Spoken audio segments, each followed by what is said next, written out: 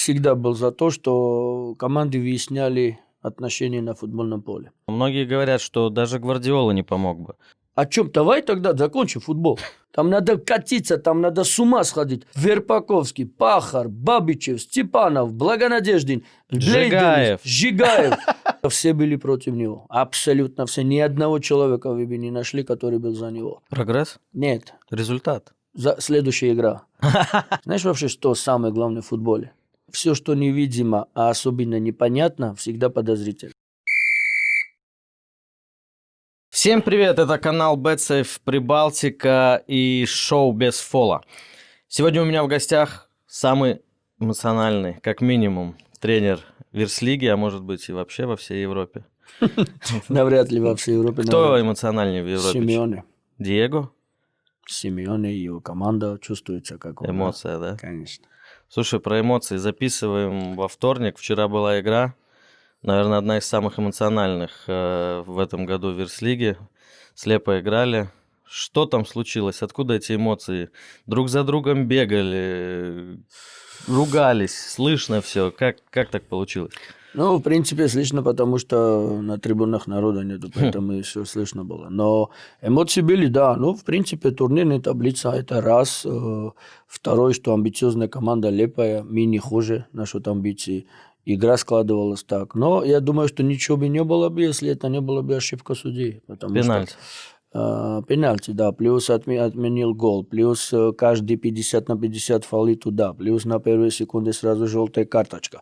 То есть видно было, что судья не справляется. Это было видно, и исходя из этого пошла эмоция, потому что на поле, если судья не контролирует игру, всегда получается так, что... Нервничать начинается. Конечно. Оба команды не хотят уступить. Один фол туда свистнул, второй фол туда свистнул. А там же мужики на поле все. Поэтому и эмоция была. Слушай, ну там ты довольно громко обращался к Артуру Карашаускасу на пресс-конференции и сказал, что терпел весь сезон. Откуда эти? Потому что, надеюсь, покажем. Игра в Алмере, когда Лепая сравнял, он там тоже бежал к тебе. Сейчас к тебе адресовано что-то личное, именно видно, чувствуется, что личное. В интервью Артур сказал, что вы не разговариваете с тех пор, как он ушел. Ну, он не был в Алмере, был на просмотре или тренировался. Что случилось? Ну, уже в последнее время много таких вопросов задаются, и я отвечаю, и сегодня отвечу, что ничего не случилось, кроме того, что у него есть какая-то обида, что мы в Алмере его не взяли. Я вчера сказал на пресс-конференции, почему это случилось и что произошло. Поэтому есть определенные, значит, вещи, которые клуб решает так. Президент конкретно, вице-президент и так далее, и так далее. А он обиделся лично на тебя? Вот этого не знаю, он лично мне это не говорил, но его поведение получается, что обиделся на меня. То есть в любом случае, какой бы ни была бы обида, а с другой стороны, получается, что это огромный плюс для латвийского футбола, потому что если люди на нас обижаются, потом выходят, например, тот же самый Грязнов против нас играют, там желание, значит, мы поднимаем уровень чемпионата Латвии. Это хорошо. Самое главное, что как люди ведут себя, да? Это самое главное. А то, что они хотят доказать, что мы заслуживаем иметь футболку, например, в Алмере, я хотел и не получилось, или меня не взяли, или меня убрали. Ко всему есть свое объяснение. Например, то же самое Грязнов. Почему его убрали? То есть его не убрали просто так. Но об этом мы еще поговорим. Да. Поэтому это так. Я обращаю внимание иногда не обращаю внимания. Но вчера я уже не сдержался, конечно. Не сдержался. Да, не сдержался. Конец сезона, все устали. Такая ситуация. Дело даже не в этом. Да, может быть, да, но дело даже не в этом. Просто есть определенная этика уже. Когда человек делает один раз, второй раз, третий раз, то есть ты уже понимаешь, что если не будет какой-то ответ, то он никогда в жизни не поймет, что он делает плохо. Вот. На пресс-конференции ты тоже сказал, что после игры вы пообщались там с Рыбкой, с Шимичем. А с Артуром? Нет, Артуром не общался. Я с Рыбкой и с Симичем пообщался, потому что я их не знаю. Я им дал понять, что в следующий раз такой быть не может, потому что я тренер, я разговариваю с судьей, я не разговариваю с игроками никогда. Но если игрок позволяет себе подойти ко мне и начинать разбирать, то разборки может быть и после игры, потому что я не в том возрасте сейчас, чтобы ко мне кто-то подошел из футболистов Да, если это было бы 15 лет назад, да, мы наравне, как будто я начинаю. Но сегодня я не в таком возрасте, что я кому-то, футболисту, позволил, что ко мне подойти и разбираться. Все разборки после игры, вопросов нет никаких. Когда судьи уедут. Тебе лично не обидно, что... Ну, вы с Артуром долго работали, с Конта, Лепо. Не знаю, как Артур считает, я считаю, что ты довольно много дал в его карьере, что у вас сейчас такие отношения не очень. Обидно. Обидно? Обидно. Самое главное, что я всегда это говорил и повторю, что мне очень не нравятся неблагодарные люди. Да. Я не думаю, что он неблагодарный. Я уверен в том, что все поступки, которые он делает, потом переживает. Или папа его скажет, что ну что ты делаешь, или кто-то, кого он уважает и слушает. Обидно. Обидно, потому что действительно много сил было потрачено, когда все были против него. Абсолютно все. Ни одного человека вы бы не нашли, который был за него. И мы всегда, конкретно я всегда его защищал, потому что я видел, что там талант. И я не хотел бы, что этот талант потерялся, потому что отказываться от таланта это все могут. Про сборную еще будем говорить дальше. Ты, допустим, сейчас тренер сборной, ты бы взял бы Артура в сборную? Обязательно, конечно. Взял бы? Конечно. Я свои амбиции, свои какие-то эмоции я откладываю в сторону, когда вопрос касается футбола. И когда мы работали вместе, он был с Конто в Лепо, я не говорю, что он был идеальный. Но я его всегда рядом с собой держал, и он решал вопросы, забивал голы, потому что я знал, что там, где он на поле находится, он опасный. Были эпизоды, когда он 90 минут стоял. У Молоша получается в этом году с ним работать? Я думаю, что да. Если он забивает, если он лидер, я думаю, что да. Ну, в этом году он точно в топ-10 входит, и мне так кажется, игроков чемпионата. Да, да, конечно. Ну, Но он если такой все- футболист, да, он такой футболист, который может решить вопрос. Его надо знать, терпеть и доверять. Поэтому я говорю, что были эпизоды, когда 80 минут он стоял на поле. И мне рядом всегда говорили, поменяй его. Я говорю, нет, он пускай играет. Ты забивал на 94-м, на 93-м. К сожалению, помню. Да, выходили Еврокубки, следующий этап. Лепая, есть, да. Да, в Лепое, да, с ирландцем. И много эпизодов было таких. Его надо знать.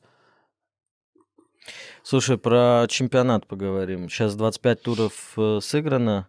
Валмера на 3-м месте. 2 тура осталось. Как бы, скорее всего, Валмера, ну, реально, если смотреть, выиграет бронзу.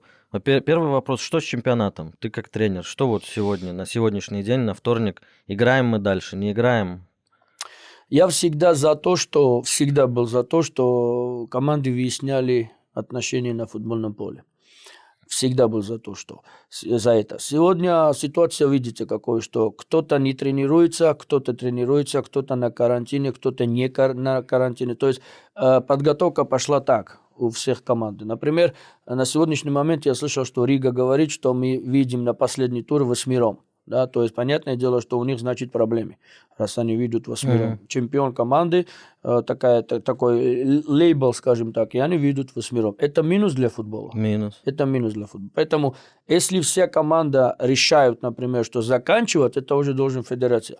Если по мне, честно говоря, конечно, если я скажу, что нет, надо играть, это будет неправда. Да? Если по мне, да, если все хотят, пускай заканчивают. Но я не боюсь играть. 2 тура, хоть еще 5 тура, я знаю, что у меня хорошая команда, и я не боюсь играть. Но если они решат закончить, то я подниму руку, что заканчиваю. А если вы, Валмера, вот сейчас находитесь условно на месте Венспилса, поменялось бы? Конечно, я бы хотел бы играть дальше. Да. Это нормально, и я это уже говорил, что если мы были бы сейчас в ситуации Венспилса, конечно, мы хотим играть. Конечно, это даже не обсуждается. Тукумс тоже там, ну, есть шансы. Да. Там. Если у кого-то есть шанс, конечно, все хотят играть, и я бы также... Я даже сегодня говорю, что мы тоже хотим играть. Слух про 12 команд в следующем году. Можешь прокомментировать? Я думаю, что реально? Было бы хорошо. Если да, почему? Потому что я смотрю, что амбициозная Ауда как бы хочет, и плюс Локомотив, которые заслужили первое место в первой лиге и хотят выходить, и они вышли. Почему нет? Ты не считаешь, что для Даугавпилса 2 команды это слишком? Нет, я считаю, что наоборот будет конкуренция, и это хорошо, когда в одном команде есть 2, Интер и Милан, в одном команде наоборот. От этого футбол выиграет. Но Интер и Милан, и не Даугавпилс, и Локомотив. Это понятно, но было же Дитон и Этот, Другая который финансовая долго- ситуация. Да, нет, опять же, зависит все от финансовой. Если нет финансовой стабильности, делать нечего в высшей лиге. Конечно. Зачем и мучать футболистов, себя, город? Зачем? То есть, если нет финансов, лучше не надо, играйте тогда в первой лиге. О Валмере поговорим. Бронза, прошлый год 4 место, прогресс как бы налицо. Если сравнить эти две команды, 2 сезона, вот что Ну, они разные. разное? Они совершенно разные. Во-первых, у нас нету еще бронза, начнем с этого. И они разные. Прошлогодняя команда это была совершенно другой, более такой бойцовский, более такой возрастной, несколько футболистов. Этот год более играющие, молодые и перспективные. Я наблюдаю, я радуюсь. Знаешь вообще, что самое главное в футболе? Прогресс? Нет. Результат? Следующая игра.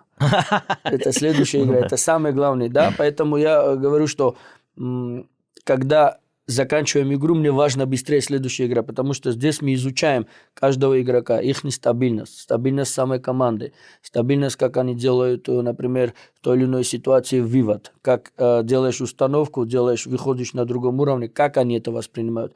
Это на самом деле классный процесс с молодыми. А, слушай, для тебя самого, честно, не сюрприз, что вы смогли 3 место? Потому что я скажу свои эмоции. Начало чемпионата, РФШ, Рига, 2 поражения. Да. Рига, РФШ. Да. Молодая команда, молодые легионеры. Да. Ягодинский ушел, про это поговорим. Ну, как бы, который должен был быть лидером. И мне казалось, что тяжело будет даже повторить прошлогодний. Были такие ощущения? Понимаешь, какая ситуация? Я часто говорю и повторяю, все, что невидимо, а особенно непонятно, всегда подозрительно.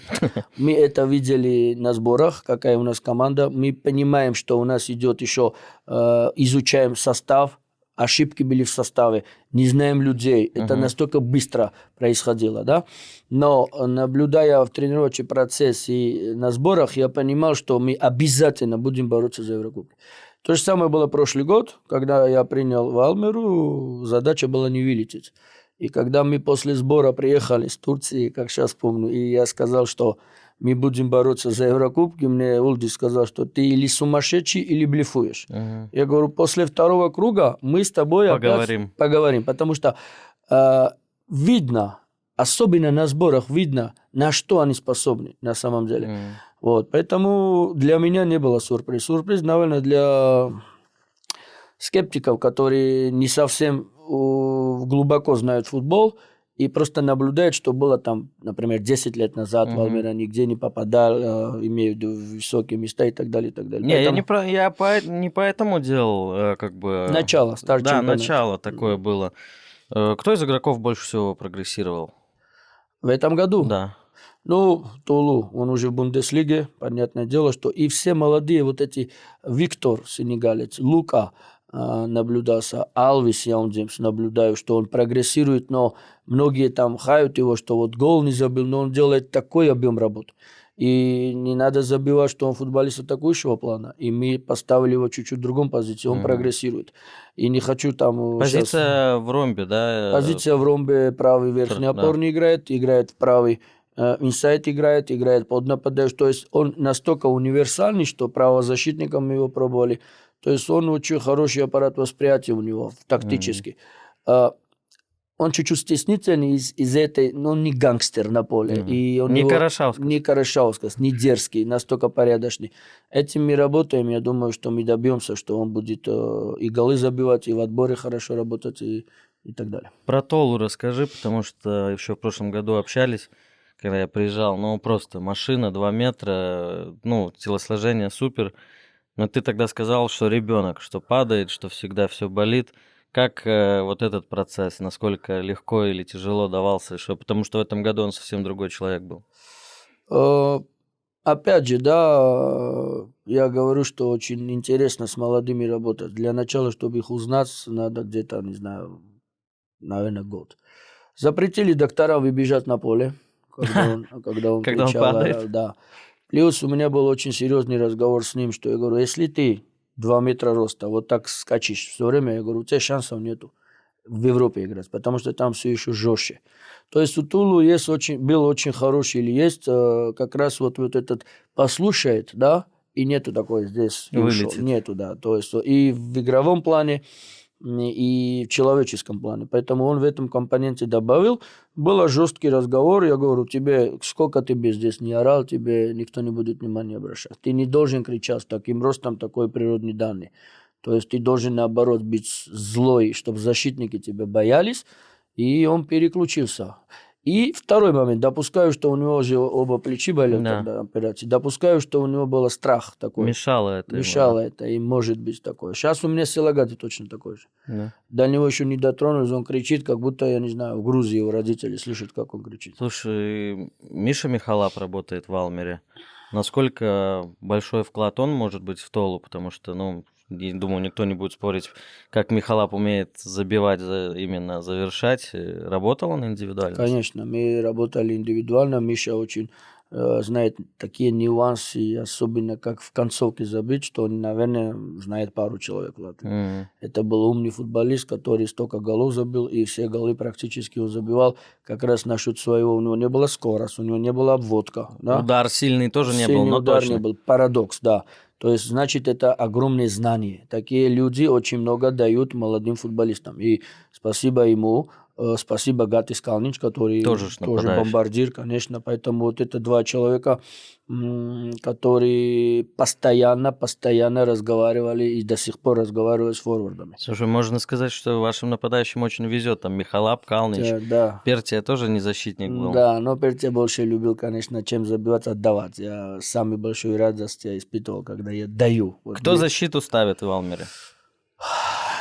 Я ставлю и защиту, и центральный, и атакующие действия, но в нюансах вот этих концовка, где открываться, как открываться, конечно, нападающие Галничи эти помогают. А в целом мы вместе все обсуждаем, спорим часто, какая расстановка, какая тактика, против кого играем. Вот, и я сторонник, что мы всегда играли с двумя форвардами. И то, что Тулу забил много голов, это очень важно было, чтобы именно выбранная тактика. 2 форварда плюс 10 номер, верхний опорный, оба атакующие, чтобы у него было больше. Потому что один раз он чуть-чуть звездный поймал.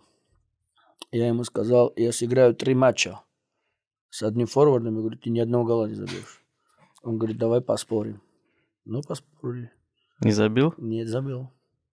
Поэтому это создать условия форварду, это очень важно. Они зависимые футболисты. Если у тебя классный форвард, ты должен создать условия. Например, Руднев, прекрасный футболист, куча голов позабивал в Польше, в Бундеслиге, везде. Сколько он забил в сборной? 0. А почему? Он плохой нападающий? Нет. Его надо создать условия. Ты должен делать крайний. Тем более он 90% голов забивал через кросс. Вот. А в сборной не может. Значит, похожая ситуация с Гудковским. Тоже в Польше забивает. Да, поэтому, когда есть такой форвард, классный форвард на уровне Европы, ты должен создать ему условия. Сыграть или с 2 форвардами, или с 10 номером, или усилить край, сделать численные преимущества по краям, чтобы этого футболиста дать возможность скрыть. То же самое и сегодня, Ульдрикис и так далее, и так далее. То есть все зависит, почему давным-давно Лобановский говорит, что быть тренером – это не просто выйти и сделать тренировку. Ты должен понимать все, объединить этих людей. Слушай, про Толу скажешь, сколько Валмера получила денег? Это я, честно говоря, не знаю. И 1 миллион? Я не знаю. 2? Я, честно говоря, не знаю. Это, наверное, скорее всего, руководители ответят. Но, да, позвоним потом Улдису. Да, но мне самое главное... Давай сейчас прямо позвоним.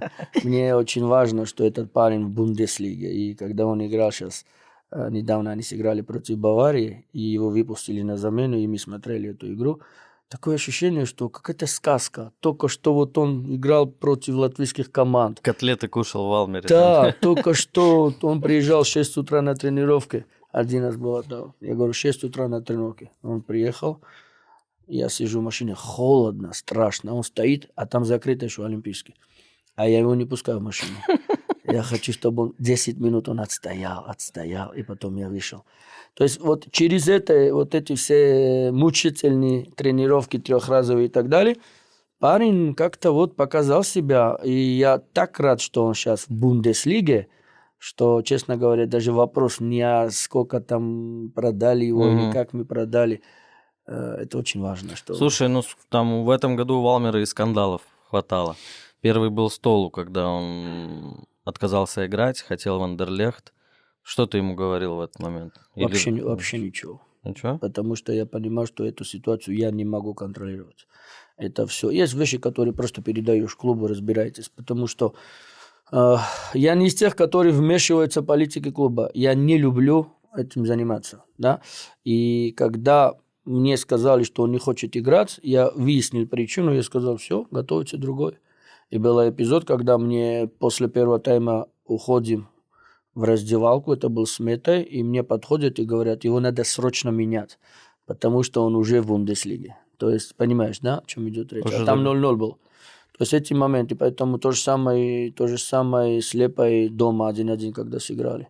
Он прямо перед игрой сказал, что вот так агент сказал, что не играть. Я клубу сказал, пожалуйста, разбирайтесь, что и как. То же самое было с Лазаревым, когда он в день игры вечером с Ригой играем, говорит, я не буду играть. Агент сказал, что тебе не надо играть и так далее. Это все идет на клуб. Да? Это клуб должен разобраться. Потому что если я начну разбираться, то я думаю, что полкоманды уже не будет. Я никогда не могу простить игроков, которые не хотят играть. То есть, если у тебя нету травмы. Слушай, неприятно, не знаю, хотел, не хотел ты разговаривать про это. Про это письмо уже много раз говорили, но никогда не звучали имена там агентов, этих людей, которые, ну, как бы, я так понимаю, инициаторами были. И сейчас читаем, что Валмера должна 350 тысяч, это все правда? Это правда, да. Не платили деньги или как? Расскажи, может быть, сколько можешь. Ну, там ситуация была такой, что в зимний период привозили футболистов. Да. Например, в данный момент это Кожухар и в данный момент это Мусолитин. То есть они договаривались. Я не участвовал в этом договоре. Я увидел футболистов только тогда, когда с ними подписали. Вот. Ихний агент Беззубов. Да. Да. С Беззубовым вместе работает Колесниченко. Эти люди привозили этих футболистов. Когда я увидел видео Мусолитина, да, он забыл там пару голов, видео, ну, хороший, перспективный молодой футболист, хорошая реклама, чемпион мира и так далее, и так далее. Кожухара я вообще не видел. Окей, они взяли, клуб подписывал контракт, мы поехали на сборах.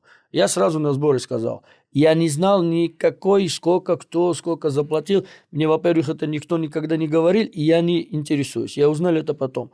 Вот. И когда мы приехали после сбора, я сказал, что ни один, ни второй в основе не сможет играть, потому что Кожухар не сильнее Лазарева, однозначно, а Мусолитин на позиции, который...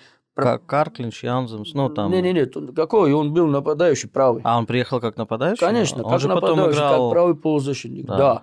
И я посмотрел на сборах, ну, вообще мимо. Вот. И потом мы, когда приехали, начали чемпионат, я посмотрел первую игру, очень плохо сыграл этот француз Джон Шуа. Вторую игру ужасно сыграл. Я смотрю, что все. У меня левый защитник нету, Карклинча перебросили левого защитника, и Мусолитину сказал, либо ты играешь правого защитника, либо ты сидишь на скамейке. Потому что я уловил, что у него хорошие вещи. Он быстрый, хорошая правая нога, очень-очень дисциплинированный. Ну, из-под него вот первые игры забивали, там, я помню, Спартак забил. Да, и он очень сильно сыграл. Я тебе больше скажу, что с Тулу вдвоем они должны были уехать в Кёльн. И Мусолитин тоже, да. Настолько я владею информацией. Коля очень хороший парень, Мусолитин. На самом деле никаких претензий у меня лично как тренер-футболисту нету. Вообще по всем параметрам. Ну и в итоге в чем? Почему? Что началось? Потому что они, видимо, между собой договорились насчет этой большой суммы. Там, руководство и агенты. Конечно. И, видимо, руководство или опоздал, или не заплатили, или что-то случилось. Я не знаю эти разговоры. И в связи с этим начались между ними, хотя у них хорошие отношения, между ними начались вот это разногласие. Плюс там то, что Ягодинский там на поле там один раз, второй раз я ему подошел, я говорю, ты самый взрослый, ты должен, значит, хотя я знал, что ему тоже должны, да, я говорю, но это не мне это касается. Я на поле, тренер, я должен отвечать за процесс тренировочный. Закончится тренировка, пожалуйста, разберитесь. Виталик из-за долго ему нервничал на поле, получается? Я не знаю, но агрессия, которую он проявил с этим парнем, с Мотозом, то есть один день был, я попросил ему, что не делай так. И второй день был то же самое. Все, присутствовал на тренировке Улдис. Его убирают с команды. Вот и все. А подписи пошли потом уже? Подписи пошли потом, когда уже его не было в команде, по крайней мере, он в клубе был, но в команде не был, пошли эти подписи. Эти подписи, это направление мне уже известно, в принципе, и это не новость. И, честно говоря, это противно на самом деле, что люди с тобой борются, те люди, с кем ты по жизни вместе идешь. Ну вот это опять тот же вопрос, я тебе говорил про Кару. Вы же с Володей друзья были, Колесниченко. Да. Это, получается, он инициатором там этим был. Вот не знаю. Не почему, знаю. Да, вот почему-то я не уверен в этом, что это инициатор был он. Но вы общаетесь? Нет. Если он был инициатор, то тогда ему пускай он сам с этой поступкой, которую он сделал, то есть пускай сам отвечает за себя. Как вот такие скандалы на команду влияют? Или спокойно? Вообще не влияет. Не влияет? Вообще не влияет. Просто единственное, что повлияло, когда молодых футболистов начали под себя взять, что пускай подписывают эти бумаги. Вот это единственное. А в игре это вообще вы видели сразу после этой подписи, какие мы пошли, игру не проигрывали. То есть не влияло. Это вопрос был мне, что вот это закулисное, вот это все, чтобы не перешел на футбольном поле. Но здесь главный один. Если у тебя есть претензии к президенту, клубу, по неоплате, по что-то еще, это ни в коем случае не должен был перейти мне. Потому и на что поле. Конечно, я там не участвовал, я не знаю кто, что, как. Единственное, что я участвовал в этой ситуации, когда была бумага подтвердить, что Ягодинский действительно ударил Ботаса. Вот это единственная бумага. Когда мы все подписали, весь тренерский штаб, все. И я был первый, который хотел, чтобы он больше не был в команде. И вообще я его не хотел изначально. По одной простой, не потому, что он плохой футболист, нет, или плохой парень, нет. Просто есть определенная система игры, которой мне хочется других защитников, например, да? Более быстрых, которые заходят в атаку, других чуть-чуть. Я сказал это, что парень хороший, но я бы не хотел бы его взять. Вот и все. Я имею на это право абсолютно, но мне сказали, нет, он сборник, он опытный, он поможет. И хорошо, дай бог. Я его сразу сделаю капитаном, не сразу, чуть позже, мне кажется. Нет, он чемпионат начал капитаном. Я его сделаю капитаном, у нас нормальные отношения были в плане футбольный, да, но мировоззрение у него другое, у меня другое, но извини меня, я тренер. И когда я на установке, на теориях говорю, надо так, а ты мне говоришь, я считаю так, да, то значит нам не по пути. Тяжело так сработать. Да, конечно, я чуть-чуть другой, он чуть-чуть другой. Опять же повторяю, что он вообще нормальный парень на самом деле. Нормальный, адекватный парень, с ним можно разговаривать. Но в тот момент вышел под контроль ситуация полностью. То, что ему не заплатили, или то, что ему... Но мы-то при чем? При чем здесь этот Мотас, тунисец? При чем здесь я? При чем здесь футбол в этой ситуации, да? Поэтому вот так мы и закончили. Никакого злости я не держу. Это жизнь. В жизни разные люди встречают, и надо делать выводы и просто решить, дальше общаться с тебе или не общаться. Я еще больше хотел поговорить про Грязнова. Да. Мне в этой ситуации больше всего его было жалко, потому что он, я видел и фильм, не фильм, передачу про него, как он там 2-3 года назад и работал в этом магазине, потом Валмера, сборная, интервью после сборной «Спасибо Тамазу». И как, вот, опять же, по-человечески, вы общались с ним? Как это все произошло? Он тоже, получается, клиент Беззубова? Да, он тоже, получается, клиент Беззубова. Значит, то, что касается Грязнова, да, Грязнов, я его раньше не знал, он был в команде, встретил, как будто я пришел, он был в команде, его привезли. Посмотрел его, говорили, что он 10-й номер. Я посмотрел, что нет у него 10-го номера ничего. Ни мышление такое, не умеет спиной играть, не умеет он вообще вот этот старт с мячом, дриблинг хороший. Посмотрел, он сидел на скамейке, там играл Накамура, шансов нет у него.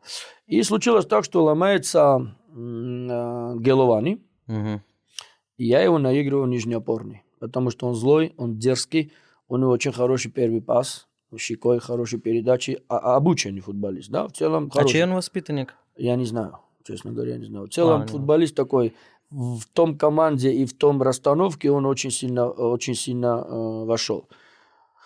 Знал его прошлый, да, то, что вы сейчас сказали, то, что ты сейчас сказал, что насчет работал где-то это. И я всегда с такими футболистами отношусь как-то с симпатией, потому что мне нравится, когда человек вчера там где-то работал, а сегодня хочет играть в футбол, жажда играть в футбол. Он знает, что есть что терять. Конечно, я всегда помогаю. Я делаю его капитаном, мы делаем его капитаном. Он играет яркие игры. Объясняем, как играть, что делать, как находиться на поле. Он попадает в сборную. Он ломается на сборах, клуб делает его операцию.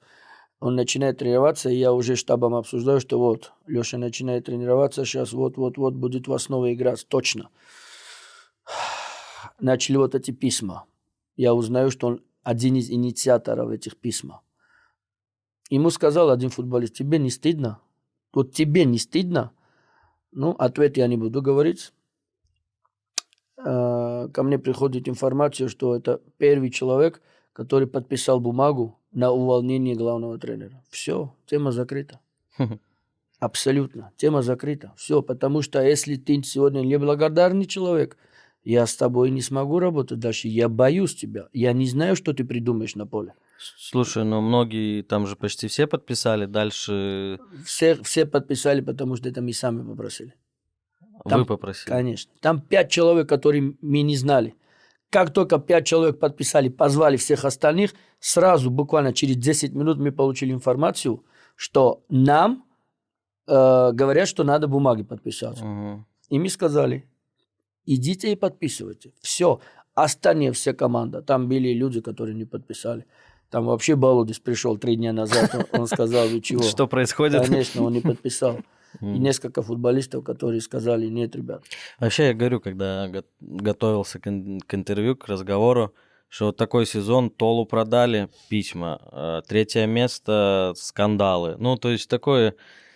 Или это и есть жизнь вот такая? Мне мой президент Ралф сказал недавно, что я говорю: я говорю, как жалко, вот просто...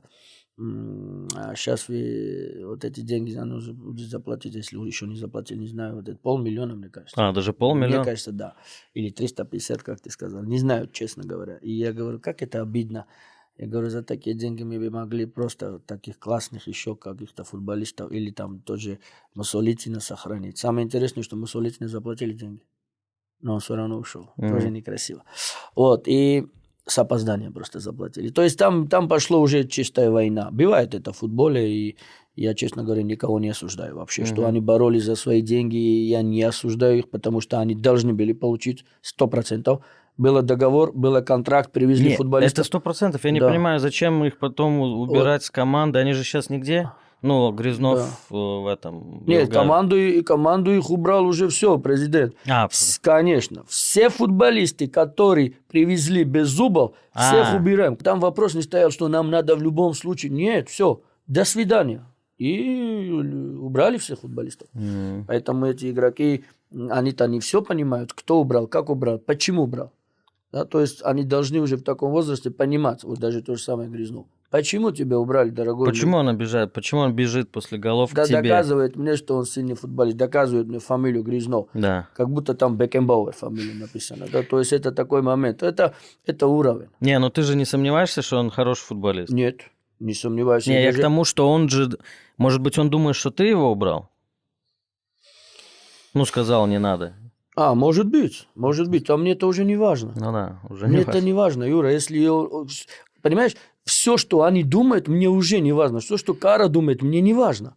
Мне важно одно, что у нас команда чистая должна быть. В письма, судятся они или не судятся, это только из-за того, чтобы команда была чистая. Заплатили они, не заплатили, мне это не важно. Мне важно, что, выходя на поле, я доверял каждого футболиста. Вы думаете, что с Арсеном был плохой футболист? Нет. Он бы сильно мне помог бы. И Валмеру помог бы. Здесь оценивается в первую очередь человеческие качества. Ну, ты говоришь про человеческие качества. В то же время ты говоришь, что Кару бы ты взял бы в сборную. Да. Вот к сборной мы сейчас приходим. Вот это уже другой вопрос. Если ты мне задаешь вопрос по сборной, я тебе отвечу. Ну вот, Кара в сборной. Ну, ты говоришь по человеческим. В клуб ты Кару взял бы себе? Валмеру? Нет. Нет уже? Нет, уже нет. А в сборную? Да. Почему? Потому что сборная – это национальная команда. И там не существует президент, там не существует политика клуба, там надо результат. Это вся Латвия смотрит. И лицо футбола. Конечно. И ты, как тренер, например, если я был бы тренер, я взял бы всех проблематичных футболистов, я их потерпел бы 2 недели, лишь бы они дали результат, любого из них. Но если, конечно, человек совсем не сумасшедший и не нарушает режим и так далее, и так далее. Любым можно найти общий язык 2 недели. Тренер, да. Вот сейчас, все знаем, какие результаты у сборной Латвии. Назови фамилии, которых, как ты думаешь, надо было, хотя бы вызвать в кандидата. Кара, понятно, я думаю, это всем. Ягодинский. Ракель. 3. Камиша уже вызвал. Камиша уже. А почему Камиша не вызывали?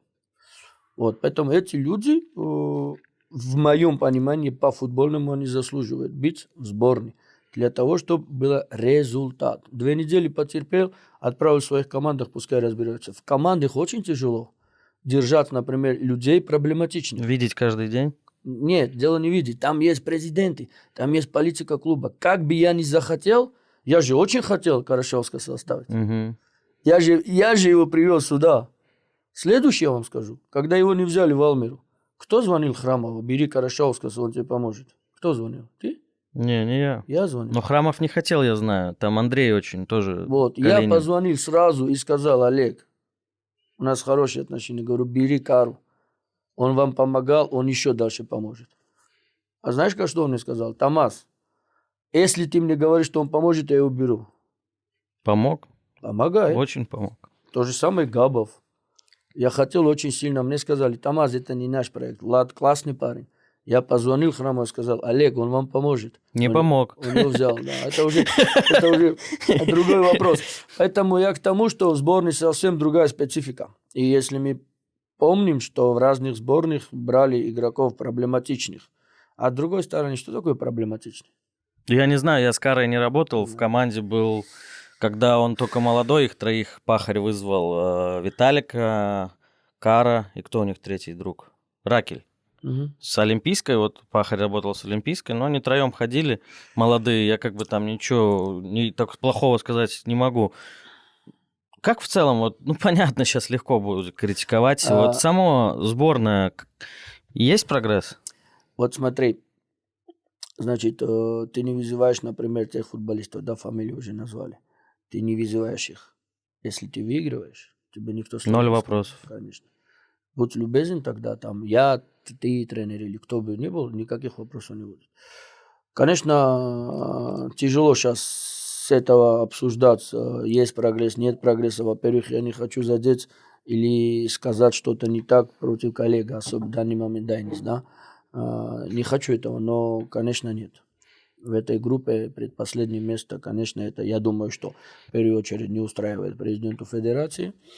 Я это говорил изначально, когда его назначали, что это неправильно. По одной простой неправильно, что когда ты тренер, когда ты работаешь, ты должен делать результат. В любом, будто это я, будто это ты. Результат у U21, результат в клубах, где ты работал. Какой-то должен быть багаж. Какая-то должна быть за спину, какая-то должна быть практика, какая-то должна быть дух победителя. Что-то должно быть. Окей, назначили его, мы все поддержали. Да? Абсолютно все поддержали. Мы понимаем, что это, скорее всего, больше проект. 3 года дали. Да, проект, чем, например, по заслугам. Да? Это понятное дело. Плюс еще очень важно, у него у Дайниса самая хорошая ситуация была сейчас. Отличие от Фина, отличие от до него. Ты имеешь в виду группу, соперников? Нет. У него сделали хороший плацдарм. У тебя было 6 лет U21 сборной. Ты про это. Эти люди выросли. То есть, если ты оттуда берешь их, это класс, что ты даешь молодым футболистам. Но самое ошибочное, что никто ни в одном стране не дает возможность долго работать, если у тебя нет результата. А что такое результат? В группе D мы находимся, правильно ведь? У нас в группе D, в группе находится, сами знаешь, какие команды. Фарери, Малта и так далее. Андорра. То есть, ты не имеешь права занимать предпоследнее место. По одной простой причине, потому что у тебя 6 лет была работа U21. Правильно ведь? 6 лет. Оттуда ты берешь футболистов. Классно. Но у тебя должен быть результат. Если у тебя есть результат, вся Латвия и вся страна поднимает руки, молодец. Он образованный человек, мы с ним разговаривали в Турции.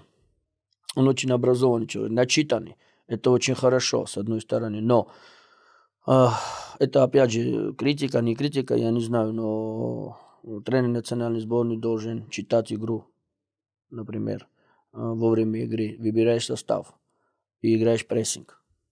С Ульдрикисом, с Янкой Яковлевым прессинг возможно? Нет. Почему? Ну, потому что не умеют. Все.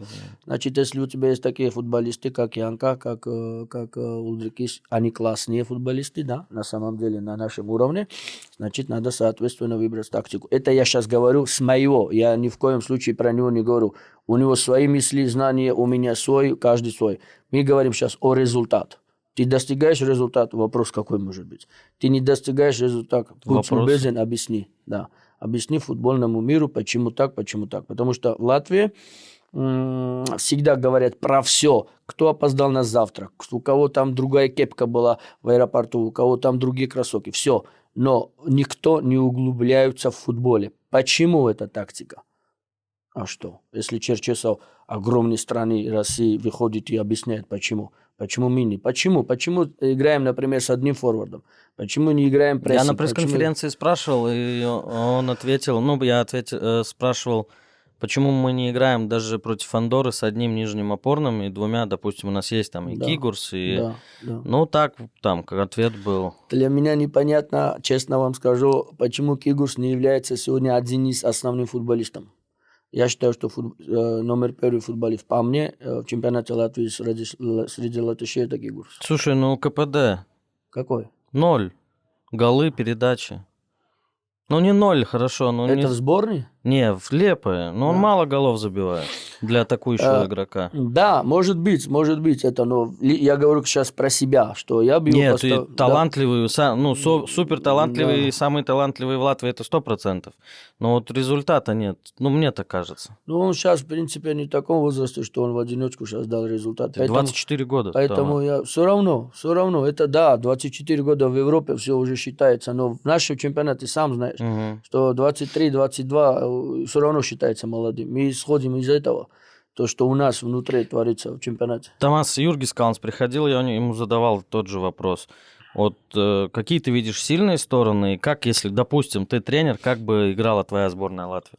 Вот я говорю, исходя из соперников, я думаю, что все команды, которые были в нашей группе сейчас, мы абсолютно, я уверен в том, что мы могли их просто прессинговать так, чтобы они не выходили бы до центра поля. Честно говоря. Я посмотрел уровень этих команд. Я посмотрел несколько раз. Мы с штабом садились и просто смотрели. Вот. Это лично мое мнение. Опять же, я ни в коем случае про Дайниса сейчас не говорю плохо. Ты мне сказал, я бы сделал бы так. Здесь должен был бы в любом месте, на въезде, дома, жесточайший прессинг. Плюс, смотри, начиная вратарями, заканчивая до нападающих, все играют в своих клубах, так? Никто на скамейке не сидит. Это очень важно. Теперь посчитай, сколько футболистов в основе играли за границей, и плюс игроки, которые играли с чемпионата Латвии, с каких команд они? Все ведущие, Рига, Эрфес и так далее. Правильно? Правильно. Поэтому оправдание здесь, вот если так в целом посмотреть, нету. Многие критикуют Дайниса, но многие говорят, что даже Гвардиола не помог бы. Ты согласен? Глупости? Конечно, глупости. Ты же прекрасно знаешь, что глупости. Если в этой группе был бы Португалия и так далее, да. Но, ребята, вы чего? Если мы находимся в этом группе Андорра, Фарери, Малта, о чем мы говорим? О чем? Давай тогда закончим футбол. Что? Такие хотят? Многие в Латвии хотят? Вот иди, едь в Грузию, спроси про Латвию. Все только хорошие отзываются. Старков, Верпаковский, Пахар, Бабичев, Степанов, Благонадеждин, Жигаев, да, Колесниченко. Все футболисты играющие, правильно? Играли на чемпионат Европы. Почему мы сейчас себя унижаем и говорим, что мы, Фары, везде выросли в футбол. На Фарерах выросли в футбол. Класс. В Малта, а у нас что? И еще один момент здесь. это очень такое, я сейчас недавно это говорил и повторю, что очень многие местные футболисты не воспринимают легионеров. В каком плане не Не воспринимают? воспринимают. Ну, они считают, что они слабые. В нашем команде было так, в других командах. Подожди, как ну, это? Легионеров не воспринимают. Как это же? Они считают, что они сильнее, чем легионеры. Мгм. Откуда его привезли, ну, известные фразы. Мгм. Я сейчас сказал, как раз задал вопрос. Ребят, в сборной у вас есть легионеры? Нету. Почему вы не можете выигрывать? Кто вам мешает? Вот кто вам мешает? Тренер выбрал не ту тактику, чушь. Выходите и рвите вот эту Мальту, вот эту фареров, которые в Турции больше людей живут, чем этих фареров. Об этом идет речь. Одно дело, ты стоишь на флаг, гимн играет, ты Ну, настроен. Другое дело, как судья свистнет, что ты делаешь. Там надо катиться, там надо с ума сходить, чтобы добить результата, понимаешь? понимаю. А что у 21, скажем? Что скажем? Все то же самое. Абсолютно все то же самое. Ну, Мне знаешь, один тренер, что сказал, не буду фамилию называть. Я говорю, вот этот футболист, Проскопенко, Мгм. я говорю, вот этот футболист вам поможет больше, чем кто-либо. Первый, страшно мотивированный. Ну, страшно мотивированный. Сумасшедший. Откуда это? Как думаешь? Мотивация? Да. Генетика. Да. Я думаю, что генетика и жажда. Второй, бешеный скорость. Третий, неординарный человек. Может отсюда побежать 70 метров, обокрасть вратарю, забить гол. Было такое со Спартаком, по-моему. Знаешь, что мне сказали? Мне говорят, как я его вызову, если он ни в одном сборной не играл раньше? И что? И что? Если он сегодня выходит в Алмеру в основном составе, постоянно передачи отдает, голы забивает. Его выпускают, он дает голевую передачу, забивает Лусинч из России. В Польше тоже от него отскочило, кстати. Да. Также забыл.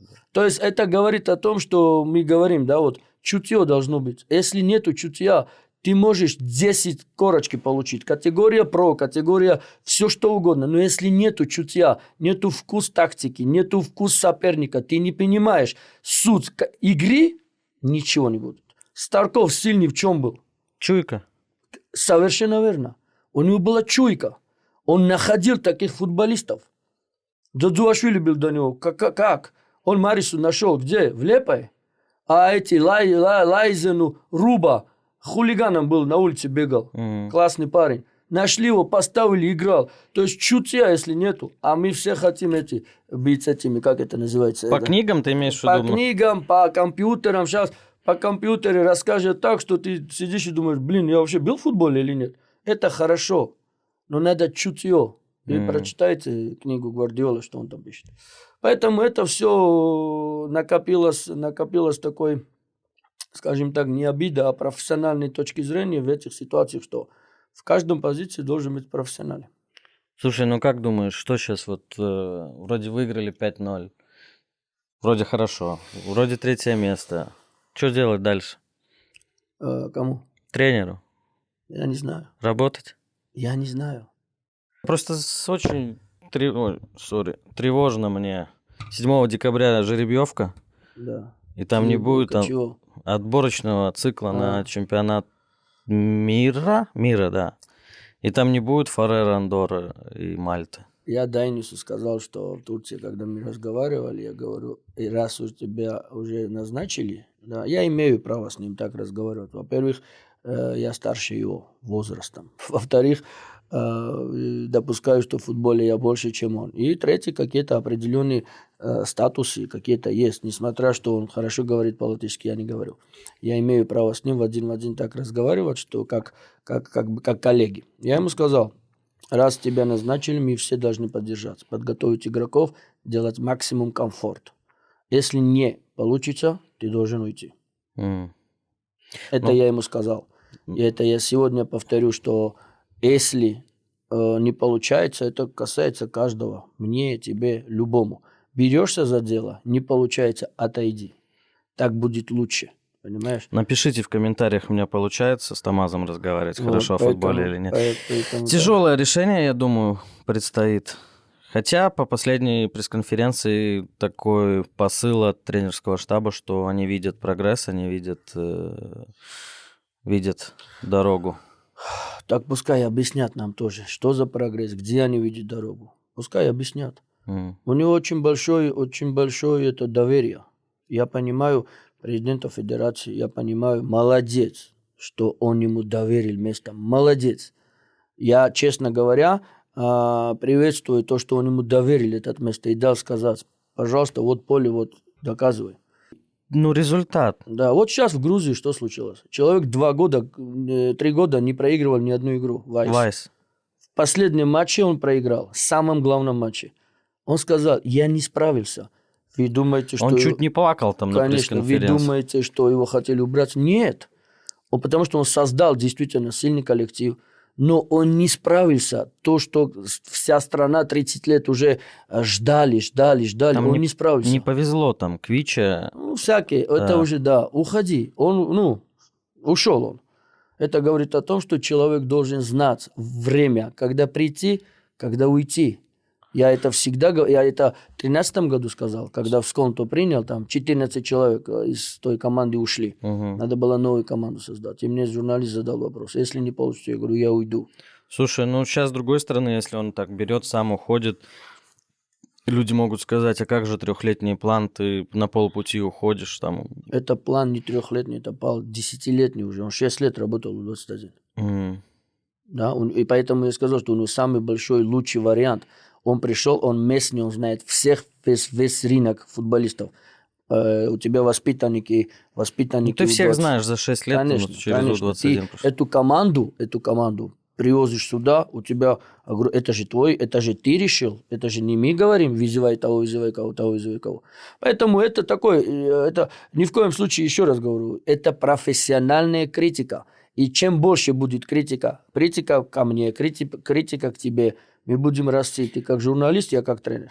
Тебе критика, я тебе сказал, зачем вы в 5 защитников стали играть в Вентспилсе, ты на меня обиделся. Нет, ты что, я наоборот, я тебе объяснил. Когда соперник делает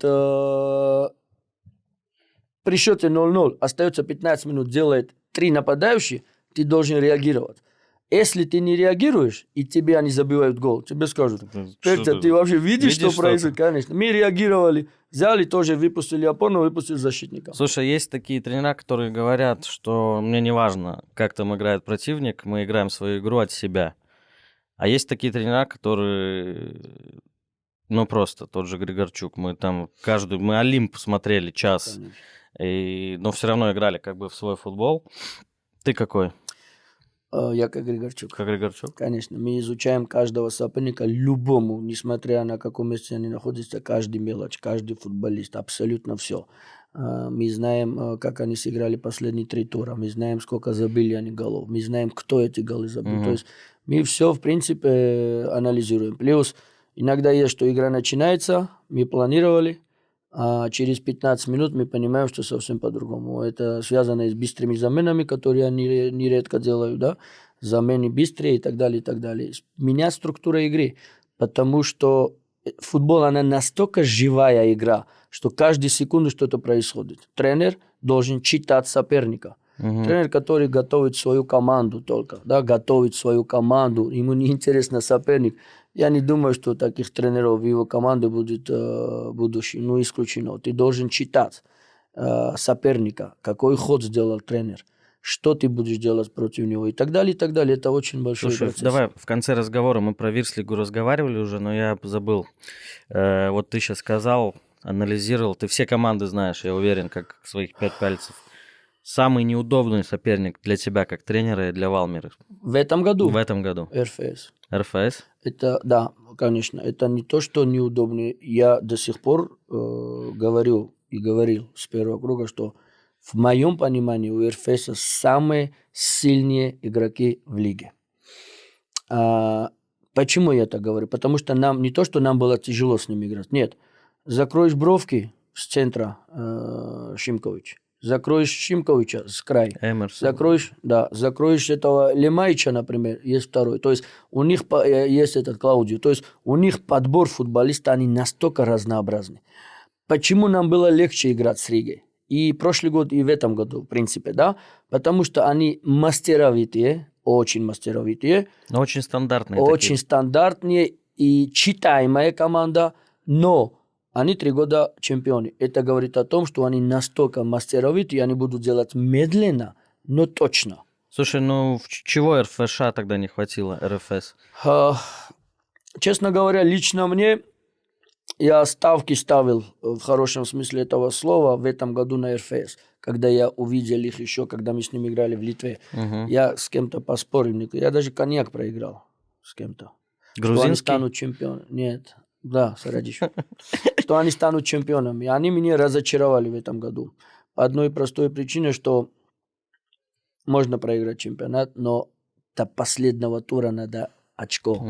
Один туда. Это говорит о том, что ты способен. 9 очков разница. Они меня разочаровали, подвели меня и мое футбольное знание, потому что я реально думал, что они выигрывают. Слушай, ну у Риги, мы вчера передачу тоже записывали, ну феноменально. 25 игр, 23 победы. Да. Видишь? Это просто космос. Да. И там, если посмотреть, сколько РФШ набрало очков, и посмотреть другие сезоны, этого хватает для чемпионства. А ты знаешь, когда мы с вами все время... Вентспилс-Конта? Да. 2 года подряд в лишних встречах мы обыгрывали Вентспилс. Они становились чемпионами. Знаешь почему? Это есть класс. Мы потеряли очки с Метой, потеряли очки где-то. А вы там, где надо было, точечно. Потому что мы тот чемпионат проиграли 1 раз в сезоне, а вы стали чемпионом. Это есть класс, то, что я сейчас говорю, мастеровитые Рига.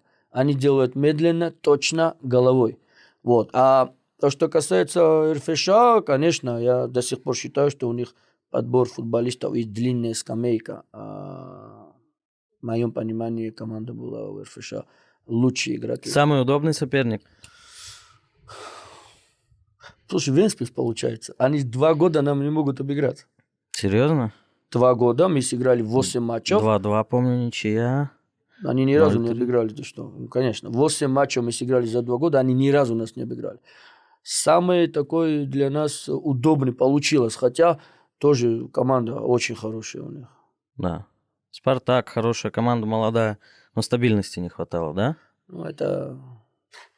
Да, это больше всего боялся я стабильности в этом году, как раз то, что у нас молодая команда, но как-то ровно пошел так, что так стабильно до сегодняшнего дня осталось 2 игры.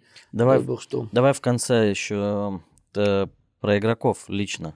Своих нельзя называть никого, лучший нападающий. Лучший нападающий? Да. В этом чемпионате для меня Клаудио. Каудио. Однозначно. Обожаю этого пацана. Хороший.